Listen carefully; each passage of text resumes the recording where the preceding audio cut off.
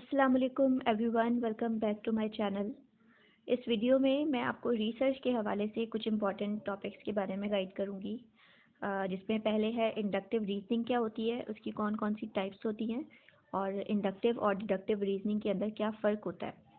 देखिए, जब इंडक्टिव का वर्ड इस्तेमाल हो तो आप समझ जाइएगा फ्रॉम स्पेसिफिक टू जनरल, यानी जब आप छोटे से बड़े लेवल की तरफ जाते हैं, जैसे अगर थ्योरी कंस्ट्रक्शन कर रहे होते हैं तो वो इंडक्टिव रीजनिंग कहलाएगी, जहाँ पे आप स्पेसिफिक चीज़ से जनरल बड़ी चीज़ की तरफ जाते हैं, यानी असेंडिंग ऑर्डर।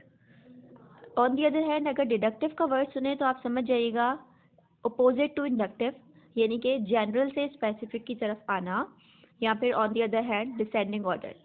तो इंडक्टिव रीजनिंग क्या है, आपके सामने डेफिनेशन लिखी हुई है। रिसर्चर ऑब्जर्व इंडिविजुअल्स और groups of individuals from larger population, generalizations are made back to the larger population. अब इसमें दो चीज़ें आपने याद रखनी है। सबसे पहले, रिसर्चर जो है वो ऑब्जर्व करता है इंडिविजुअल्स को। ऑब्जर्वेशन एक छोटी चीज़ है, ऑब्जर्व करता है और ऑब्जर्व करने के बाद, यानी उस लार्जर पॉपुलेशन में से इंडिविजुअल्स को या ग्रुप को ऑब्जर्व करने के बाद फिर उसी पॉपुलेशन के ऊपर जनरलाइजेशंस बनती हैं, यानी स्पेसिफिक से जनरल की तरफ जाया जाता है। इसको इंडक्टिव रीजनिंग कहते हैं। इंडक्टिव रीजनिंग दो तरह की होती है, परफेक्ट और इम्परफेक्ट। परफेक्ट में, इसको परफेक्ट क्यों कहते हैं, क्योंकि इसमें जो कंक्लूजन्स ड्रॉ किए जाते हैं उसमें तमाम मेंबर्स को ऑब्जर्व किया जा रहा होता है, जबकि इम्परफेक्ट के अंदर कंक्लूजन्स ड्रॉ तो किए जाते हैं लेकिन मेंबर्स को रैंडमली लिखा जा रहा होता है। अब जाहिर है, जब आप एक चीज़ को ओवरऑल ऑब्जर्व करेंगे तो रिजल्ट एक्यूरेट होगा, और अगर आप उसको रैंडमली ऑब्जर्व करेंगे, यानी कुछ इंडिविजुअल्स को, कुछ सब्जेक्ट्स को ऑब्जर्व करके और उसको ओवरऑल जनरलाइज करेंगे, तो रिजल्ट में थोड़ा फ़र्क होगा। इसी बिहाफ पर इंडक्टिव रीजनिंग की दो टाइप्स हैं, परफेक्ट और इम्परफेक्ट इंडक्टिव रीजनिंग। अब बात करते हैं difference between inductive and deductive reasoning. तो जो पहला फ़र्क है इंडक्शन और डिडक्शन में, वो ये है कि इंडक्शन के अंदर आप स्पेसिफिक से जनरल की तरफ जाते हैं और डिडक्टिव के अंदर आप जनरल से स्पेसिफिक की तरफ आते हैं, यानी इंडक्टिव में असेंडिंग ऑर्डर फॉलो होता है और डिडक्टिव में डिसेंडिंग ऑर्डर फॉलो होता है। सेकेंड पॉइंट है, it is not necessary that the generalization will be accurate if observations are accurate.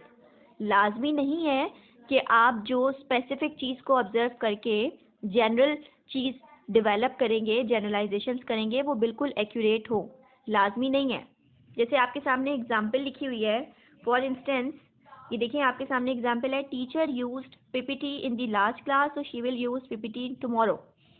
Teacher ने पिछली तमाम क्लासेस के अंदर पीपीटी इस्तेमाल किए, तो इसका मतलब टीचर कल भी पीपीटी इस्तेमाल करेंगी। अब अगर आप देखें तो इसमें स्पेसिफिक चीज़ को ऑब्जर्व किया गया। पिछली ऑब्जर्वेशन क्या थी कि टीचर ने पहले भी पीपीटी इस्तेमाल किया है, तो हमने जनरलाइज कर दिया कि आने वाली क्लासेस के अंदर भी टीचर पीपीटी इस्तेमाल करेंगे। ये होती है इंडक्टिव रीजनिंग। लेकिन लाजमी नहीं है कि ये एक्यूरेट हो, जैसे सेकंड पॉइंट कह रहा है। हो सकता है टीचर कल कुछ और यूज़ कर ले, हो सकता है वो कल वाइट बोर्ड का इस्तेमाल कर ले। तो लाजमी नहीं है कि अगर आपने ऑब्जर्वेशंस एक्यूरेट किए हैं तो आपकी जनरलाइजेशंस भी एक्यूरेट हों। लेकिन डिडक्टिव रीजनिंग के अंदर आपका जो कंक्लूजन होता है वो बिल्कुल एक्यूरेट होता है, अगर आपने सही से सारी स्टेटमेंट्स को प्रेजेंट किया है।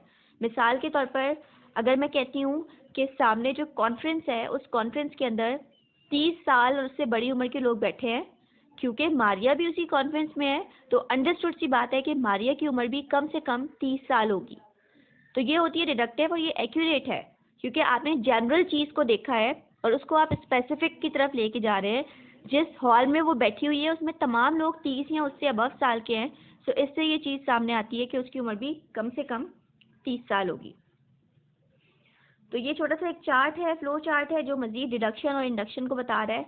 डिडक्शन में आप ऊपर से नीचे की तरफ आते हैं, इंडक्शन में आप नीचे से ऊपर की तरफ जाते हैं। डिडक्शन का मतलब आप एक जनरल चीज़ को लेते हैं, थ्योरी को, फिर उसको ब्रेक करते हैं हाइपोथेसिस में, ऑब्जर्वेशंस में और कंफर्मेशंस में। और इंडक्शन के अंदर आप चीज़ को ऑब्जर्व करते हैं, हाइपोथेसिस बनाते हैं, उनके टेस्ट करते हैं और फिर थ्योरी को डेवलप कर लेते हैं। यानी कि डिडक्शन का मतलब है जनरल टू स्पेसिफिक और इंडक्शन का मतलब है specific to general. I hope अगर आप रिसर्च के स्टूडेंट हैं तो आपको इंडक्शन और डिडक्शन का कॉन्सेप्ट अच्छे से समझ आ गया है। इस तरह की मज़ीद वीडियोज़ के लिए मेरे साथ कनेक्टेड रहिएगा। Thank you very much, take care.